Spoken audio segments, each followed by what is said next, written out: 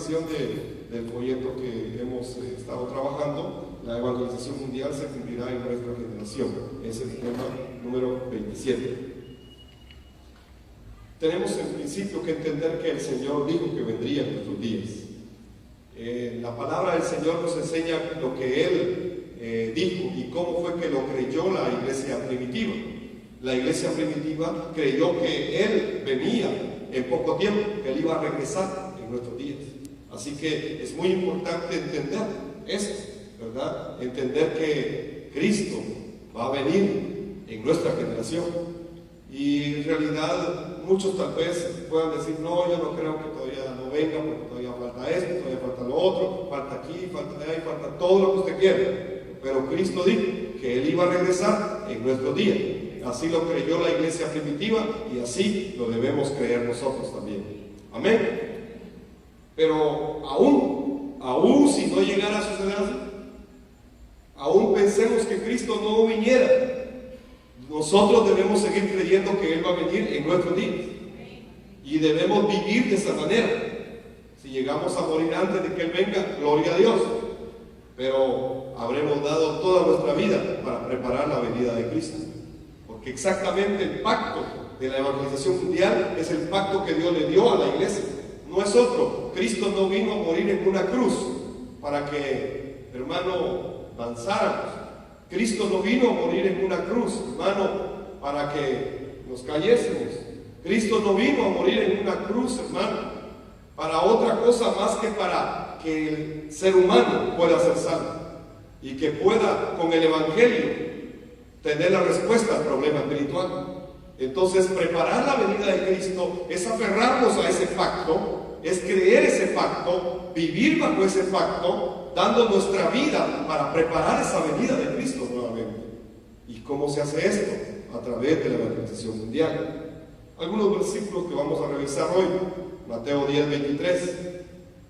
Cuando os persigan en esta ciudad, huid a la otra, porque de cierto os digo que no acabaréis de recorrer todas las ciudades de Israel antes que venga el Hijo del Hombre.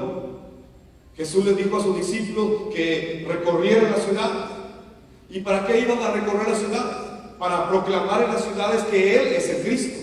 Para eso les dijo, vayan y recorran las ciudades y los van a perseguir. Y entonces cuando los persigan en una ciudad, vayan a otra ciudad, no se detengan, sigan proclamando que Jesús es el Cristo. Y ustedes no van a terminar de recorrer todas las ciudades de Israel antes que venga el Hijo del Hombre. Esto fue lo que Cristo le dijo a sus discípulos. Mateo 16:28. De cierto os digo que hay algunos de los que están aquí que no gustarán la muerte hasta que hayan visto al Hijo del Hombre viniendo en su reino. Y algunos explican este pasaje diciendo, sí, pero eso se refería a cuando fue la transfiguración. Y no dejan de tener razón. Claro que sí, ¿verdad? Fue en el momento de la transfiguración. Pero de todas maneras, eso no limita que los discípulos de la iglesia primitiva seguían corriendo, preparando la venida de Cristo. Aunque haya venido Cristo en la transfiguración y ellos lo hayan visto, aunque esto se refiere a la transfiguración, de todas maneras podemos ver a todos los apóstoles y a todos los discípulos en Hechos 5:42 que no cesaban por las casas y por los templos, todos los días predicaban que Jesús es el Cristo. Entonces, ellos creían que Cristo regresaba pronto. Mateo 24:34 dice, de cierto digo que no pasará esta generación hasta que todo esto acontezca. Ellos creían, tenían esta fe de que Cristo iba a regresar en su generación, y de igual manera nosotros como iglesia hoy debemos preparar la venida de Cristo, creyendo que Él va a venir en nuestra generación. Esa es la fe que debemos vivir. Marcos 13:30. De cierto digo que no pasará esta generación hasta que todo esto acontezca y lo confirme. Entonces, el creer que el Señor vendrá en nuestra generación es la fe correcta. Esta es la fe maranata. Muchos hablan de la fe maranata pero no la entienden. Muchos hablan de la fe maranata pero no lo pueden creer. Pero en realidad, creer que el Señor vendrá en tu generación es la fe maranata. Maranata significa, ven Señor Jesús, ven Señor Jesús. Y no solamente es que se usaba como una expresión, era un saludo de la iglesia primitiva, ¿ya? Maranata, Maranata. Ellos decían, ven Señor Jesús. Cuando se despedían decían, ven Señor Jesús, ven Señor Jesús. Era el saludo de la iglesia primitiva. Era el anunciamiento de que Cristo iba a venir en su generación. Esta es la fe correcta. Este es el pacto. La fe maranata es la que cumple el pacto de la evangelización mundial. Entonces, de verdad, no hacer la evangelización mundial es no cumplir el pacto. Si tú no haces la evangelización mundial, no estás corriendo con este pacto. No lo estás haciendo. Entonces vas a ser igual que Adán y Eva, que perdieron el pacto que les dieron. Se pierde el pacto cuando no cumplimos la evangelización mundial.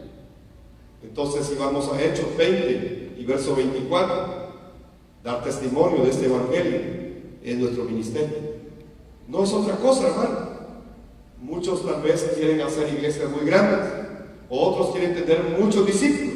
Y en realidad hoy la preocupación de los pastores es tener más gente, porque si tienen más gente, más ingreso tienen. Y entonces cuando la gente ya no llega, se les complica el asunto a los pastores, ¿verdad? Y entonces dicen, se vinieron abajo los dientes, se vinieron abajo las ofrendas, y entonces ya no voy a sostener mi carro, ya no voy a sostener mi ritmo de comida, ya no voy a poder vestirme como antes, ya mis zapatos los tengo que aguantar más tiempo, ¿verdad? Y entonces se les cambia todo el estilo de vida a los pastores cuando miran que la gente se va, y eso es un problema muy grave.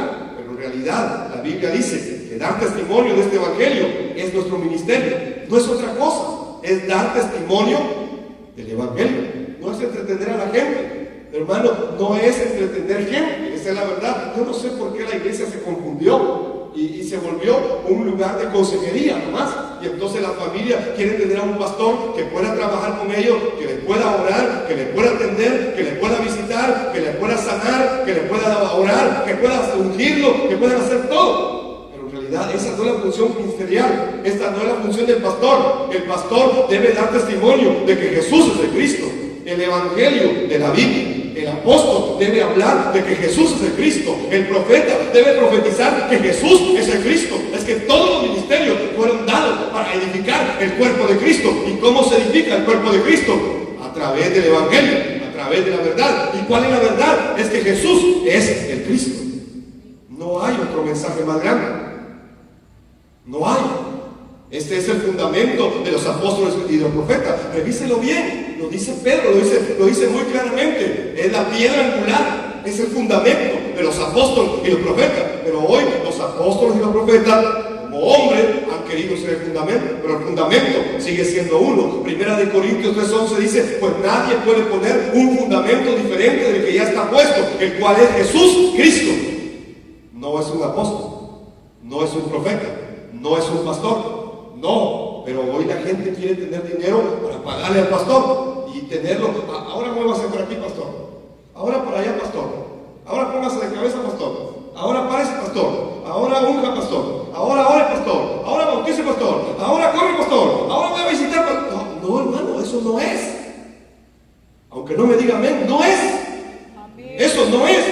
Como pastores no estamos para eso. Es que dar testimonio de este evangelio es nuestro ministerio y el suyo también. Entonces, Hechos 20:24 dice el apóstol Pablo, de ninguna cosa hago caso, de ninguna cosa hago caso, ni estimo preciosa mi vida para mí mismo, con tal que acabe mi carrera con gozo y el ministerio que recibí del Señor Jesús, para dar testimonio del evangelio de la gracia de Dios. El apóstol Pablo también dice, ay de mí si yo no predico el evangelio. Los apóstoles de hoy no quieren predicar el evangelio, quieren predicar de finanzas, de prosperidad, de la unción, de esto, del coach, de todo esto, de la influencia, de la política, del dinero, pero no quieren predicar el evangelio, porque les quiebra todo su sistema de vida. Pero el apóstol Pablo dice que dar testimonio de este evangelio es nuestro ministerio, no es otra cosa. Hechos 19:21, Pablo no se detenía, sino que iba dando testimonio en diferentes partes del mundo romano. Pasadas estas cosas, Pablo se propuso en espíritu ir a Jerusalén, después de recorrer Macedonia y Acaya, diciendo, después que haya estado allí, me será necesario ver también a Roma. Es que él quería llenar todo el imperio romano. Lo que él decía, ya he llenado todo el mundo con el evangelio. Lo llené todo. Y nosotros tuvimos la oportunidad de ir a la región de Tarragona, en España, que fue el último punto donde el apóstol Pablo predicó, y luego se regresó a Roma, y en Roma lo sacrificaron. El último punto del imperio romano en el tiempo de Pablo era Tarragona, el puerto de Tarragona, y hasta allí llegó Pablo antes de ser sacrificado. Y entonces regresó a Roma y ahí lo sacrificaron, porque nadie lo pudo detener. Pablo se volvió un peligro para el imperio romano. Es que él tenía lo más grande que el mundo romano necesitaba, era el evangelio. Y él iba a donde fuera posible para dar testimonio de este evangelio. En realidad no todos van a creer el evangelio, pero hay que dar testimonio. Dar testimonio, ser testigo. Si usted lo quiere creer, está bien, y si no, no. Pero nosotros somos testigos de lo que Cristo ha hecho. Primera de Corintios 7, verso 29 al 31. Dice que debemos aprovechar bien el tiempo, dándole el primer lugar al pacto que se nos ha entregado. Pero esto digo, hermanos, que el tiempo es corto. El tiempo es corto. Resta pues que los que tienen esposa sean como si no la tuviesen. Esto es grave para algunos, ¿verdad? Y entonces alguien me dijo, pero ¿cómo es eso que ustedes enseñan a quebrar la familia? No, nosotros no, es que la Biblia dice. No está diciendo que dejes a la esposa. No está diciendo que la cambies por 2 de a 25. No está diciendo nada de eso. Está diciendo que el que tenga esposa sea como si no la tuviera. O sea, que la esposa no sea la causa de que no puedas cumplir el pacto. Amén. Entonces, si tu esposa conoce el evangelio, si tu esposa conoce el pacto, entonces va a entender esto. Pero si no lo conoces, ese va a ser tu clavo, chaval. ¿Verdad? Pero aquí dice que el tiempo es corto y que resta que los que tienen esposa sea como si no la tuvieran. No está diciendo que la abandonen, que la dejen, que no la atiendan, que no. Como que si no la tuvieran. O sea, que le den el primer lugar a Dios. Amén. Porque la familia es el peor ídolo que nosotros podemos tener. La familia es el peor ídolo que nosotros podemos tener. Así es. La familia es el peor ídolo que nosotros podemos tener. De verdad. Se vuelve nuestro sitio. Amén. Amén. Pero ¿quién ocupa el primer lugar? Señor. ¿Dios o tu familia? ¿Quién debe ocupar el primer lugar? ¿Dios o tu familia? Dios. ¿Y es así o no?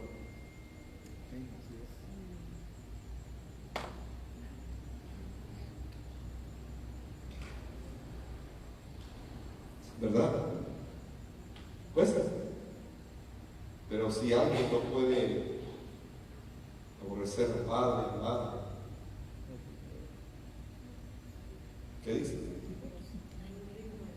No es digno de mí. Hermano, yo entendí eso claro. Y claramente yo tengo que decirlo. Yo amo a mi esposa, amo a mis hijos, pero de verdad Dios es el primer lugar. Y ellos lo saben, no mucho les gusta, pero lo saben. ¿Verdad? Y igual en tu familia no les va a gustar, porque lo sepan. Pero que de verdad sea así. Es que este evangelio no es humano. El evangelio no es emoción. No, el evangelio es la verdad que te hace libre. Pero ¿qué dice el apóstol Pablo en 1 Corintios entonces? Dice, verso 30, los que lloran como si no llorasen. O sea, ya no es importante llorar. Sí, hay dolor, claro que sí, pero los que lloran como que si no llorasen. O sea, hay dolor, hay problemas, hay circunstancias, hay adversidad, sí, pero no dice que no lloren, dice que los que lloran como que si no llorasen. O sea, que tus lágrimas no te detengan, que tu dolor no te detenga. Es que el tiempo que resta es corto. Y puedes llorar, claro que puedes llorar, pero dice que el que va llevando la gavilla, la buena semilla, sus lágrimas va sembrando mientras camina, no se detiene. Es lo mismo. El que llora como que si no llorase. Ya no hay tiempo para detenerse a llorar. Claro que hay que llorar, pero en el camino. Hay que llorar, pero caminando. Hay que llorar, pero llevando el evangelio. Hay que llorar, pero llevando la semilla. Hay que llorar. Claro que hay dolor, hay momentos difíciles que nos afectan y nos duele a veces y nos conmueve a veces y nos quiebra incluso a veces, pero incluso cuando estemos en esa situación tenemos que reconocer que Dios sigue siendo soberano en nuestras vidas y que necesitamos seguir caminando. Tenemos que aprender que aunque lloremos, no nos detengamos. Aunque nos cueste, debemos seguir. Y luego dice, y los que se alegran, como si no se alegrasen. Es que también van a haber alegrías. Sí, claro que sí, pero ya no es eso lo que nos mueve. No es ni el dolor ni la alegría de este mundo. No dice que no estemos alegres, dice que estemos alegres, pero como si no lo estuviéramos. Porque el tiempo que resta es corto. Y luego dice, y los que compran, como si no poseyesen. O sea, que si yo tengo y puedo comprar, pero es que ahora es la evangelización mundial, yo debo enfocarme en el pacto. Debo enfocarme en el pacto. Eso es lo que está diciendo acá. Prioriza a Dios. Pon en primer lugar a Dios. Nosotros hemos preguntado en las naciones, ¿quiénes quieren que Cristo venga allá? Y muchos dicen, no, todavía no. Y cuando usted empieza a preguntar, las madres dicen, es que mi hija no se ha casado, es que mi hijo no me ha dado nieto, es que mi nuera todavía me tengo que vengar de ella, es que mi suegra no se ha muerto. O sea, de tantas cosas, hermano, que se inventan para que Cristo no venga. No amamos la venida de Cristo. O sea, tenemos tantas trivialidades encima que no amamos la venida de Cristo. Y dice, y los que disfrutan de este mundo como si no lo disfrutasen, porque la apariencia de este mundo se pasa. Los que disfrutan de este mundo como si no lo disfrutasen. Los hermanos comieron asado allá y muy bueno, pero no iban a comer asado. O sea, disfrutaron, pero ellos no iban a comer asado. Así que cuando no les dieron asado, estaban contentos también. Y si no había que comer, no comemos. ¿Cuál es el problema? Es que el tiempo que resta es corto. Esto es lo que dice el apóstol Pablo. Santiago capítulo 5, versos 7 al 8. Debemos esperar con paciencia. ¿Qué cosa? Muchos pastores predican de este pasaje. Por tanto, hermanos, tened paciencia. Y entonces le dicen a la iglesia, hermanos, hay que tener paciencia. No pierda la paciencia con su mujer, hermana, téngale paciencia a su marido, algún día se va a convertir. Y le sigue apaleando. Así, téngale paciencia, hermano. Algún día le va a meter uno solo y lo va a tirar ahí. Téngale paciencia. Así dice la Biblia. Hay que tener paciencia. Hermano, la Biblia no está hablando de esa paciencia, hermano. Primero, los maridos no deben golpear a la mujer. Amén, ¿verdad? Son las mujeres, parece que querían contestar ahorita. Pero, ¿de qué paciencia está hablando aquí el apóstol Santiago? ¿De qué paciencia? Dice, hermano, tener paciencia hasta la venida del Señor. Mirad cómo el labrador espera el precioso fruto de la tierra, aguardando con paciencia hasta que reciba la lluvia temprana en la tardía. Tened también vosotros paciencia y afirmad vuestro corazón. ¿Por qué? Porque la venida del Señor se acerca. Entonces debemos tener paciencia para esperar la venida del Señor. Debemos esperar con paciencia y también esperar como el labrador el fruto de la evangelización mundial. Con paciencia. Tenemos que esperar el fruto de la evangelización mundial, así como el labrador espera el fruto. Lo espera. Sí, pero vemos que no reacciona. Está bien, hay que seguir orando, pero hay que seguir entrando, hay que seguir sembrando, no hay que detenerse. Vamos a esperar con paciencia que se levanten los discípulos de esta nación. Llevo 5 años esperando llevar este mensaje a toda la nación de Guatemala. Dios con su gracia nos ha de ayudar que el próximo año podamos haber dicho, hemos llevado a cada departamento de Guatemala este mensaje. Amén. esperado con paciencia ese día, porque será un día de gozo para nosotros. Paciencia, no para aguantar a la suegra, es para esperar la venida de Cristo. Amén. No se confunda entonces. ¿Para qué es la paciencia? Segunda de Pedro 3, 8 al 13. Mas, oh amados, no ignoréis esto, que para con el Señor un día es como 1000 años y 1000 años como un día. El Señor no retarda su promesa, según algunos lo tienen por tardanza, sino que es paciente para con nosotros, no queriendo que ninguno perezca, sino que todos procedan al arrepentimiento. Pero el día del Señor vendrá como ladrón en la noche, en el cual los cielos pasarán con gran estruendo, y los elementos ardiendo serán deshechos, y la tierra y las obras que en ella hay serán quemadas. Puesto que todas estas cosas han de ser deshechas, ¿cómo no debéis vosotros andar en santa y piadosa manera de vivir, esperando y apresurándoos para la venida del día de Dios, en el cual los cielos encendiéndose serán deshechos y los elementos siendo quemados se fundirán? Pero nosotros esperamos según sus promesas cielo nuevo y tierra nueva, en los cuales mora la justicia. Debemos apresurarnos y debemos esperar. ¿Pero cómo? ¿Para qué? Es para dar testimonio, para preparar la venida del Señor. Hermanos, al final todo esto que hoy tenemos se va a quedar.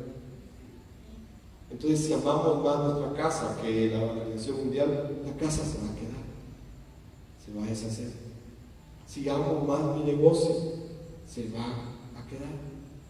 Hermano, de verdad hay que amar el Pacto y hay que hacer la evangelización mundial. Dale el primer lugar a Dios, obedécelo, obedécelo. Es que todo lo demás se va a quedar, por muy bonito que sea, por muy lindo que sea, por muy costoso que sea, por muy grande que sea, se va a quedar a ser deshecho. Pero la venida de Cristo, la tenemos que preparar nosotros, haciendo la evangelización mundial. Entonces, la evangelización mundial se ha de cumplir con nuestras manos. Dios nos quiere usar a nosotros. Amén. Por alguna razón. Y yo siempre he dicho por qué se reveló el Evangelio aquí en Guatemala, acá en Mazatenango. Y por qué, habiendo tantas iglesias en Mazatenango, hay más de 90 iglesias, ¿por qué aquí? ¿Por qué? Y siempre me he preguntado eso. Y en realidad es por misericordia y gracia de Dios. Es que Él nos quiere usar a nosotros. Y no nos podía usar de la manera adecuada sin el Evangelio. Entonces nos dio el Evangelio. Nos dio el Evangelio. Aleluya. Y nos dio con Él todo. Todo. Cuando planificamos construir este templo, yo siempre dije que quería un templo donde eran más o menos unas 1000 personas. Y por eso hicimos esta cosa, ¿no? Ahora estoy arrepentido. Si yo hubiera tenido el Evangelio, no hago esto, ¿verdad?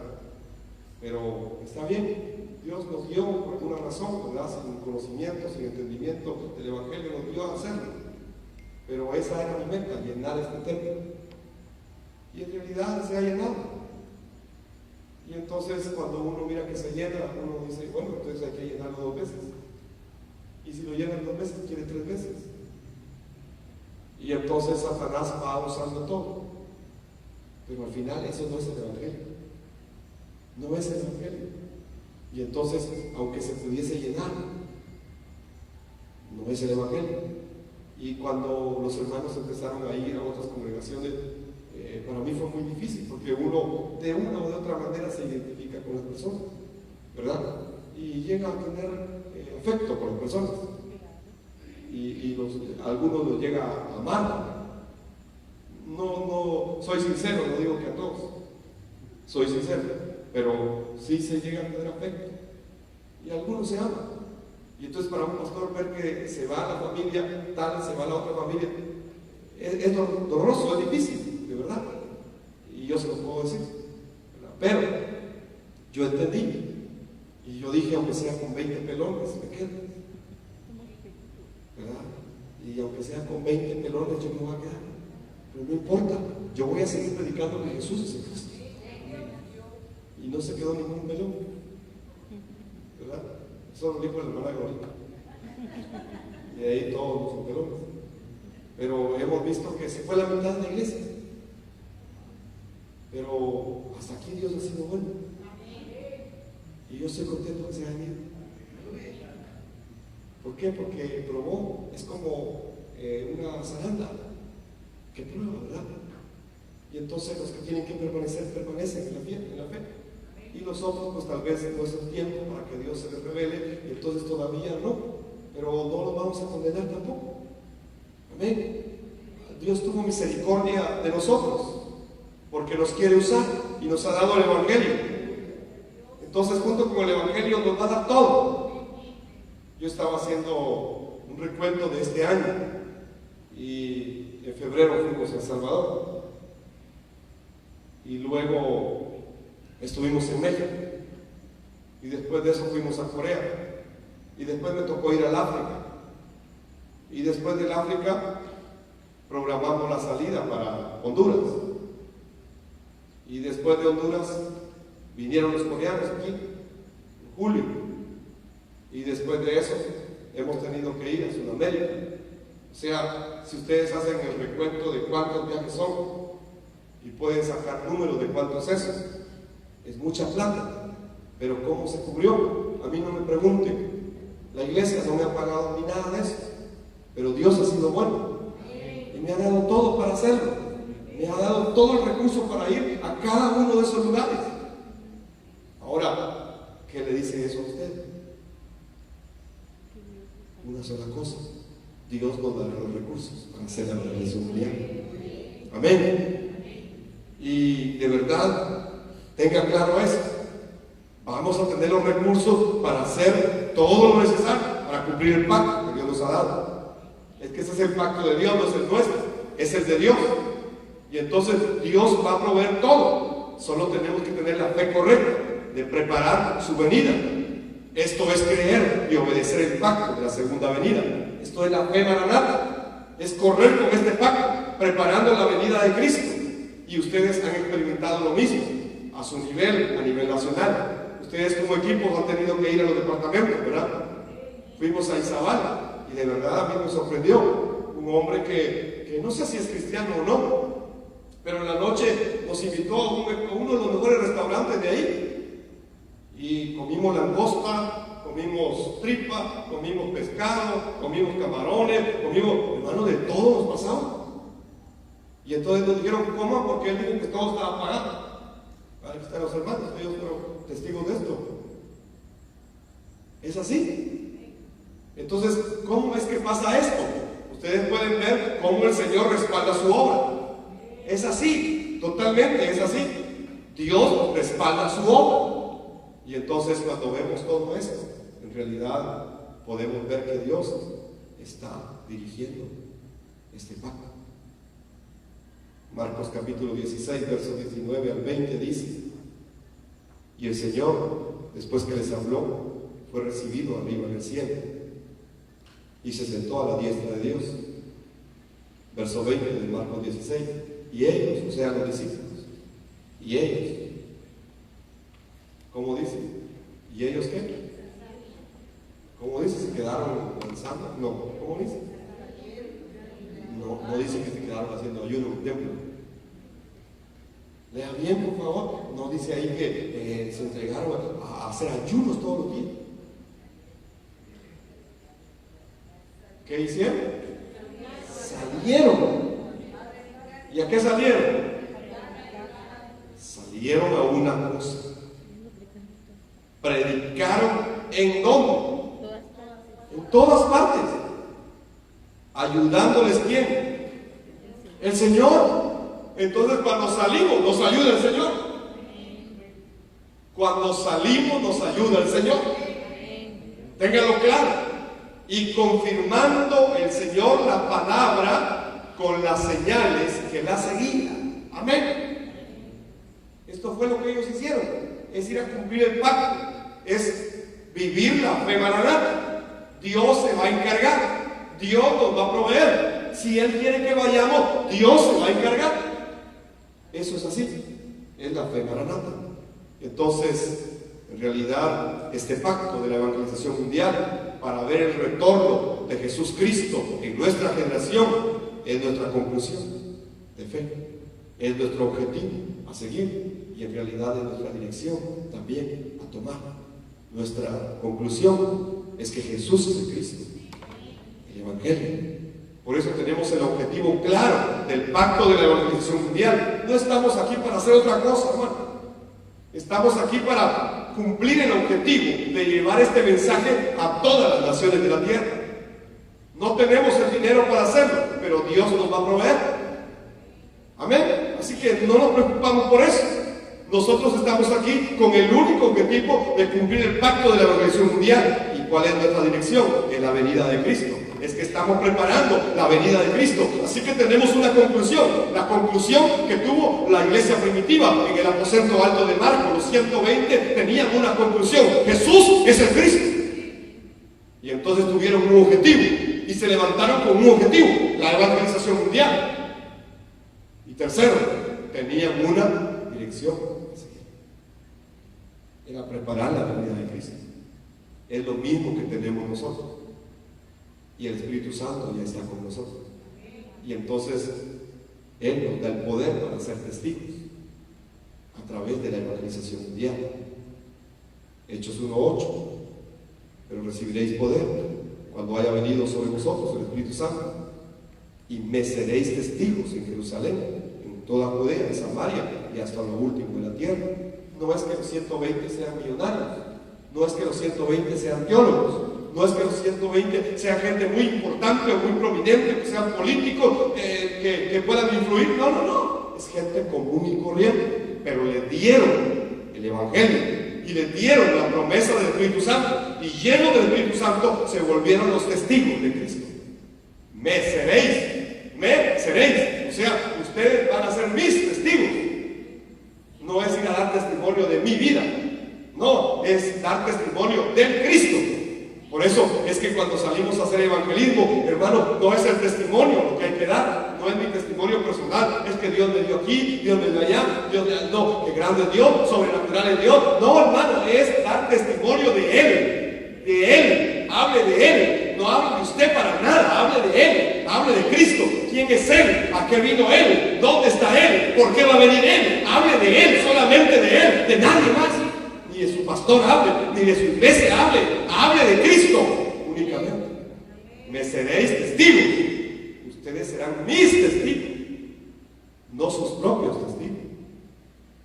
Entonces debemos correr con nuestra fe. Mateo 28, 18 al 20 se le conoce como la Gran Comisión teológicamente. La Biblia no dice la Gran Comisión. Los que escribieron la Biblia le pusieron ahí la Gran Comisión, pero no dice la Biblia que sea la Gran Comisión. Y acá lo que ha pasado es que cuando se habla de la Gran Comisión, muchos creen que es una fuerza, o sea, algo que se tiene que hacer a la fuerza, ¿verdad? Pero el evangelismo no es a la fuerza, el evangelismo es natural. Te encuentras tú con personas todos los días, ¿verdad?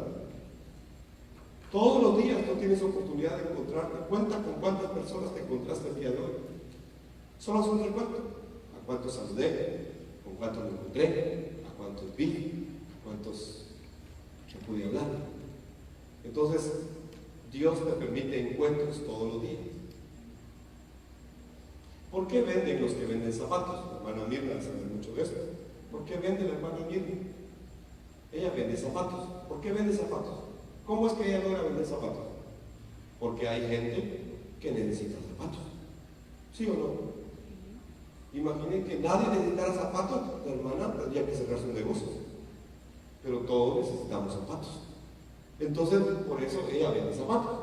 Y se encuentra con gente que, necesito para zapatos. Entonces va y compra un par de zapatos. Los encuentros del Espíritu son así, son naturales. No es que los tengamos que programar o los que tengamos que buscar. Bueno, el hermano venía hablando con el español, que le tocó ir a la par de él en el avión. Y yo oí lo que hablaba, a ver si quería el evangelio, venía yo oyendo. A ver si le podía presentar claro el evangelio en español, ¿verdad? Y entonces, encuentros que Dios permite, a diario. Piensa, ¿con cuánta gente te relacionas hoy? Piensa, y les has dado siquiera unos 3 minutos de mensaje. Es que muchos creen que la gran comisión es a la fuerza. Y que yo tengo que, es que me tengo que orar, me tengo que ungir, me tengo que tomar un bote de aceite para ir a hacer el evangelio. No, hermano. Lo que necesitas es estar lleno del Espíritu Santo y conocer a profundidad el Evangelio de la Biblia. Y eso es suficiente. Eso es todo. Es más, Dios dice en su palabra, que cuando nos toque hablar, no se preocupen qué van a decir, porque el Espíritu pondrá en su momento las palabras apropiadas que ustedes tienen que hablar. ¿Cuál es el problema? Tenemos miedo. ¿Por qué? Porque Satanás nos ha capturado. Y entonces la gran comisión. Y entonces Jesús mismo en Mateo 18, 28 les dijo, 28, 18 al 20, y les habló diciendo: toda potestad me es dada en el cielo y en la tierra, por tanto ir y hacer discípulos a todas las naciones, bautizándolos en el nombre del Padre, del Hijo y del Espíritu Santo, enseñándoles que guarden las cosas que os he mandado. Y he aquí, o sea, si ustedes hacen eso, si ustedes les enseñan eso que yo les he mandado, ¿y qué les mandó a él? Que hicieran la evangelización mundial. ¿Cómo lo iban a hacer? Con el Evangelio. ¿Y cuál es el Evangelio? Que Jesús es el Cristo. Entonces, si ustedes hacen esto, estaré con ustedes todos los días, el día domingo. ¿Cuándo dices? ¿Hasta cuándo? Hasta el fin del mundo. Entonces, no cumplir el pacto de la evangelización mundial hace que perdamos esta promesa. ¿Cómo podemos cumplirlo entonces para finalizar? 2 cosas necesitamos solamente. La primera es el Evangelio. ¿Cómo podemos cumplir el pacto? La primera es el Evangelio. Con el Evangelio sucede la evangelización mundial. Sin el Evangelio no puede haber evangelización mundial. No se puede dar la evangelización mundial sin el Evangelio. Jesús mismo en Juan 5:39 dijo: escudriñen las Escrituras, porque a ustedes les parece que en ellas tienen la vida eterna, pero ellas son las que dan testimonio de mí. Y en ese tiempo no había Biblia, solo estaban las Escrituras, que eran Moisés, Salmos y Profetas. Y entonces todo el Antiguo Testamento para nosotros son las Escrituras de antes. Y entonces Jesús dice que todo el Antiguo Testamento, que todas las Escrituras nos señalan a Él, dan testimonio de Él, de quién hablan los reyes, de quién hablan los profetas, de quién hablan los sacerdotes, de este Cristo. De Él habla, pero no hemos entendido que este es el mensaje de toda la Biblia, que está desde Génesis 1 hasta Apocalipsis. No lo hemos entendido. Entonces, si no tenemos claro el Evangelio, no podemos cumplir el pacto de la evangelización mundial. Es que esto sucede primero con el Evangelio. Juan 20:31 dice que Jesús hizo muchas señales, pero que no se escribieron en la Biblia, pero que estas que se escribieron se han escrito para que creáis que Jesús es el Cristo, el Hijo de Dios, y para que creyendo tengáis vida en su nombre. Entonces, ¿para qué se escribió Juan? ¿Y para qué se escribió toda la Biblia? Para que creamos que Jesús es el Cristo. O sea, si ese es el propósito de toda la Biblia y no lo podemos creer, entonces es como que si nos dieran una gran arma muy poderosa, pero no la podemos usar. O sea, nos dieron el Evangelio, que es lo más grande, pero no sabemos conocerlo. Entonces necesitamos cumplir ese pacto de la evangelización mundial, y lo primero que necesitamos es el Evangelio. Lo segundo, para cumplir este pacto, es conocer el evangelismo de la Biblia. ¿Cómo se hace el evangelismo según la Biblia? Muchos hacen evangelismo, pero lo hacen de acuerdo a su criterio. Eso es los que hacen evangelismo, porque la mayoría de iglesias ya no hacen evangelismo, ¿verdad? Y por ejemplo, los cristianos de hoy le dicen a sus amigos: mira, te invito a la iglesia para que oigas al pastor.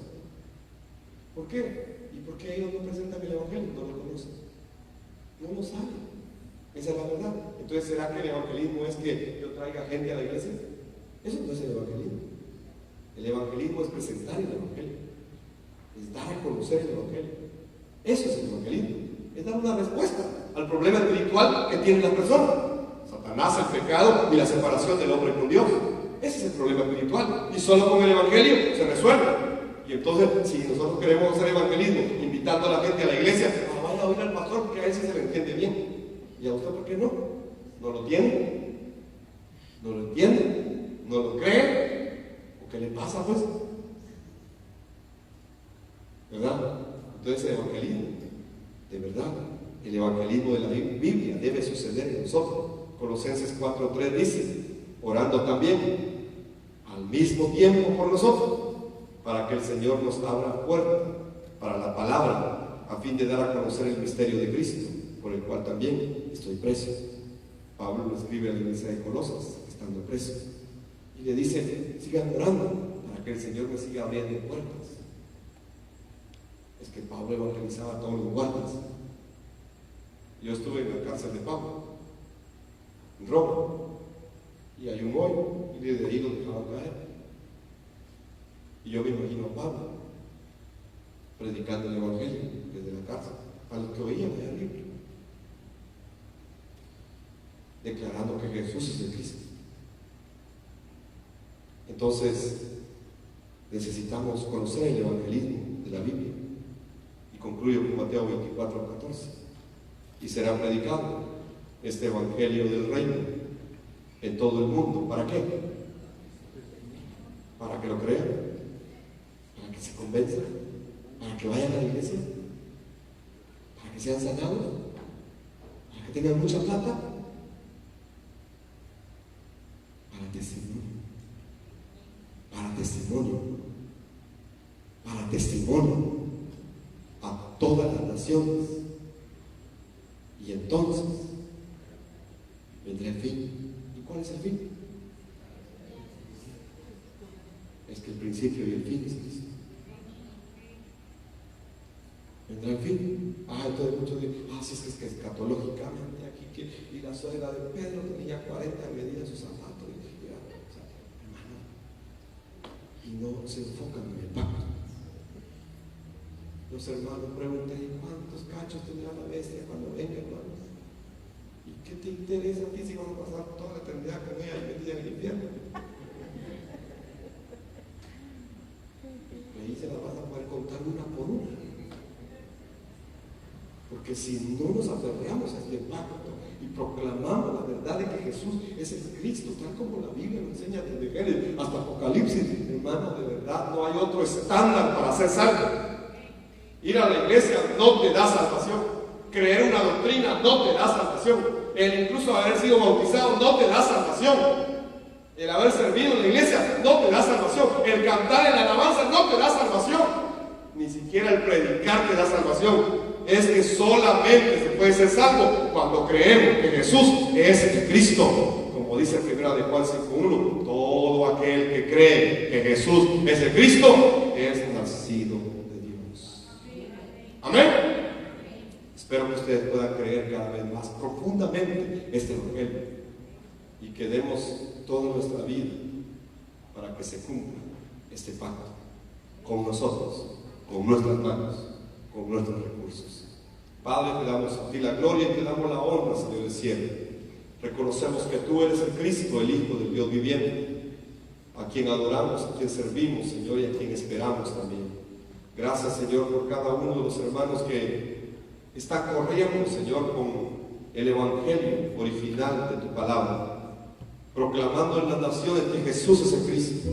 Bendecimos sus vidas, Señor, donde quiera que se encuentren en este momento. Los bendecimos, Señor, a través de esta transmisión, Padre. Oramos por ellos y te pedimos que tu Santo Espíritu los siga llenando cada día, Señor, para que se levanten, Señor, cada vez más discípulos con esta fe, preparando tu venida, Cristo, sabiendo que el tiempo es corto. Padre, usa nuestros corazones, usa nuestras vidas, usa nuestros recursos, usa todo, Señor, porque al final de todo, Señor, tú eres el fin, tú eres el propósito, tú eres la conclusión, tú eres la verdad, tú eres la vida, tú eres el camino, tú eres el principio y eres el final, eres el autor y el consumador de la fe, eres el evangelio, eres el pacto, eres el Cordero de Dios, la roca eterna de los siglos, Señor, eres el príncipe de paz, eres la simiente de la mujer, Señor, eres Emmanuel con nosotros, eres todo para nosotros, Padre, eres el gran yo soy, que en forma de zarza se le representó, Señor, a Moisés y lo guió a la liberación de su pueblo. Eres tú, Señor, el que siempre se ha revelado al ser humano. Te pedimos que te reveles a nosotros cada día, Señor. En el nombre poderoso de Jesús, el Cristo, oramos todos, Señor, y bendecimos también